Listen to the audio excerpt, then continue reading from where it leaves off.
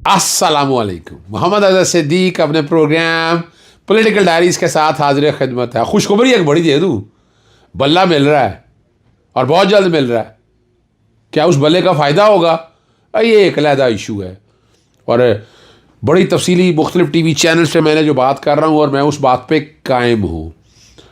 नून league और peoples party क्या वाकई इकट्ठे हो रहे हैं और ख्वाजा साद रफ़ीक नून लीग और इस्तेकाम पार्टी का क्या नुमाइंदा है और 9 मई के इश्तिहारी मुलज़मों की मौजूदगी पर गिरफ्तारी के लिए क्रैकडाउन जारी है।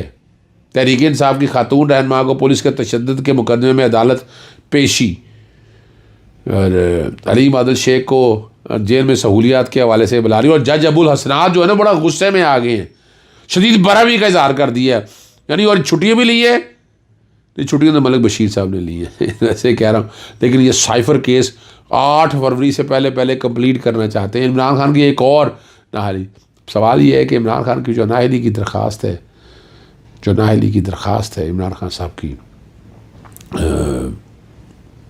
सस्पेंशन लगती है कि नहीं लगती, और कागजात नामजदगी जो मुस्तरद सारे अलाउ हो रहे हैं तो वो भी क्यों नहीं लगते, और फ़ौज की तैनाती इलेक्शन के प्रोसेस में किस से किस तारीख 5 से 10 तक हो रही है, चलें यही बताते चलते हैं आपको ताकि आपको पता चल जाए। और इलेक्शन कमीशन ने जो है ना डिस्ट्रिक्ट रिटर्निंग ऑफिसर को मजिस्ट्रेट दर्जा अव्वल के इख्तियार तफवीज़ कर दिए। लेकिन सबसे पहले जो बड़ी खबर है वो इलेक्शन पाकिस्तान तहरीक इंसाफ को बल्ला मिल रहा है।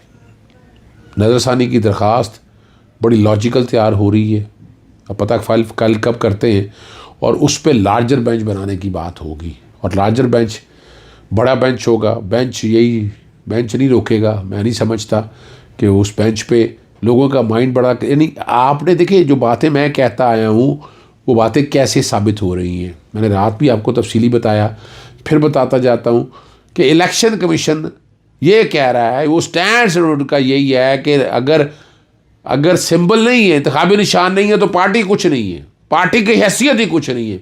ना पार्टी के लोग अपना इलेक्शन सीटें ले सकेंगे पार्टी के तौर पर, ना ही रिज़र्व सीटें ले सकेंगे।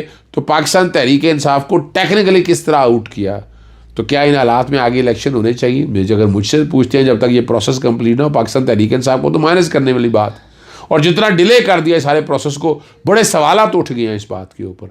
तो इतने सवालात तो अच्छी बात नहीं है ना, ये सारे सवालात का जवाब तो किसी स्टेज के ऊपर आना है और जब ये सारी चीज़ें ठीक होगी तो फिर समझ आ जाएगी ना। लेकिन अभी जो बात ज़हन में रखिएगा कि सुप्रीम कोर्ट के फैसले ने बहुत इबाहम पैदा कर दिए। सुप्रीम कोर्ट ने ट्रायल कोर्ट का किरदार भी ले लिया, हालांकि सुप्रीम कोर्ट ट्रायल कोर्ट तो है नहीं, और सब क्या भी दिया, मेंबर भी हैं। अगर हमने इनकार किया PTI ने तो ये भी कह दिया कि नहीं आप भी गलत कह रहे हैं। भाई ट्रायल हुआ कहाँ है, कहाँ क्रॉस हुआ है, कहाँ जिरा हुई है, क्या हुआ है? आर्टिकल 10A की वायलेशन हुई है ना इस जजमेंट के अंदर, और ये बड़ी बात है। चलें, ख़बर मैंने आपको दे दी है और मैं रिव्यू में देख रहा हूँ, और उसके अलावा सेक्शन 215 मंडे को लगा हुआ है। अगर वो अल्ट्रा वायरी डिक्लेयर हो गया, अगर लाहौर हाई कोर्ट ने कह दिया, तो फिर तो ऑटोमेटिकली सारी बिल्डिंग ख़त्म हो जाएगी उसके ऊपर ना, जब है ही नहीं वो बल्ला लेने का इख्तियार ही नहीं है। तो ये कानूनी लीगल पोजीशन यही है। नून लीग जो है और पीपल्स पार्टी नुरागश्ती कर रहे हैं, दोनों जमातें फिर से इकट्ठी हो जाएंगी, और ख्वाजा साद रफ़ीक ने कहा है कि इंशाल्लाह 8 फरवरी शेर और अकाब के निशान पर इंतखाब लड़ने के लिए बड़ी खुशखबरी का दिन साबित होगा। और मरकज़ी टीमें सारी इकट्ठी, यानी जो बात अब है ना, अकाब से क्या मुराद है वहाँ से आप अंदाज़ा लगा सकते हैं। अकाब कौन है और अकाब का क्या है। और मरियम नवाज़ का जो बयान दिया है, इस्तेकाम पार्टी और नून लीग का गठजड़ है, और 8वीं तरमीम तदबीर जो रद्दबदल की तजवीज़ जो है वो सारी आ गई। उन्होंने कहा देखा जी बड़ी बातें आप जो मर्ज़ी कहते रहें, जहांगीर तरीन ने कहा है कि नवाज शरीफ के साथ मिलकर मुल्क की मईशत को बेहतर बनाएंगे अब यहाँ से मैं कुछ नहीं और कह सकता, ये मरियम सफदर कह रही है, फैसला आपने करना है। लाहौर पुलिस के SP शहजाद रफ़ीक ने प्रेस कॉन्फ्रेंस में बताया है कि इंतखाबी मोहम्मद कॉर्नर मीटिंग में 9 मई के इश्तिहारी मुलज़मों की मजबूती पर गिरफ्तार के लिए क्रैकडाउन किया जाएगा। यानी जो साफ धमकी है कि हम आपको इलेक्शन कैंपेन नहीं करने देंगे, आप जो मर्जी कर दें, जिस तरह मर्जी कर दें, हम नहीं करने देंगे। रिश्तेदारी दहशतगर्दी की कोर्ट के अंदर जब खातून रहनुमा को मुकदमे में अदालत में पेश किया गया, सनम जावेद को जुडिशल रिमांड की तौसीक़ की इस्तदा कर दी कि सनम जावेद इस मुकदमे पर ज़मानत पर हैं और रोबकार भी जारी हो चुकी है। आप यहाँ से अंदाज़ा लगा सकते हैं कि क्या पोजीशन है, क्या हालात हैं, क्या मसाइल चले आ रहे हैं, ज़्यादती कितनी हो रही है। अदालतों की खामोशी समझ से बालातर है। डिप्टी चेयरमैन सेनेट मिर्ज़ा हफीज़ुब्बो को जवाब दे और 18वीं तरमीम में मज़ीद तरमीम की तजवीज़ दे दी है। कोयटा में 144 नफाज में इजाफ़ा कर दिया है। मैंने चैलेंज करना है, इसमें टीम के ज़िम्मे लगाया हुआ है और कल कोशिश करेंगे कि दफ़ा 144 को चैलेंज किया जाए। हलीम आदिल शेख साहब ने एक बड़ी ज़बरदस्त बात कही है और दुहाई देते हुए कहा कि उनको एड्स के मरीजों वाले वार्ड में बंद कर दिया गया। बिलाखिर हमें जेलों से रहा करना पड़ेगा। मुल्क में कानून, निज़ाम और इदारों का एहतराम करते हैं, उसके साथ खड़े हैं। इंसानी दहशतगर्द दलाल सुनने के बाद हलीम आदिल शेख को जेल में मिलने वाली सहूलियात की तफसीलात तलब कर रही है। और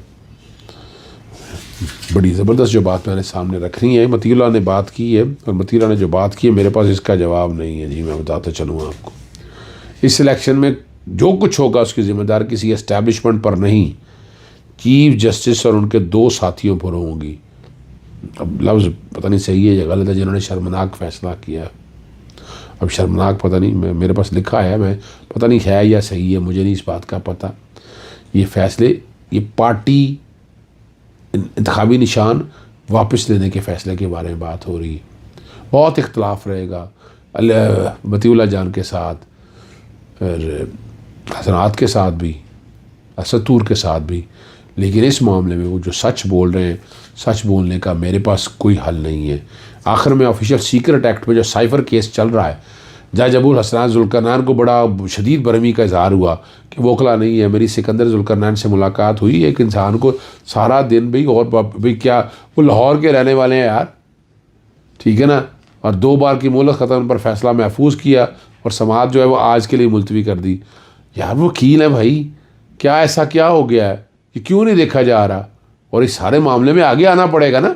आप इस तरह तो नहीं चीज़ों को लेकर चल सकते ना। साइबर का केस है क्या? कोई केस नहीं है और इसमें तो क्वेश्चन दायर होनी चाहिए। जब क्वेश्चन दायर करेंगे तो आप उसके नताइज भी पॉजिटिव देखेंगे आप, और उसके हालात भी आप पॉजिटिविटी की तरफ देख सकेंगे। आपको ये मैं बताता चलूँ, इलेक्शन कमीशन ने डिस्ट्रिक्ट रिटर्निंग ऑफिसर को मजिस्ट्रेट दर्जा अव्वल के इख्तियार दे दिए।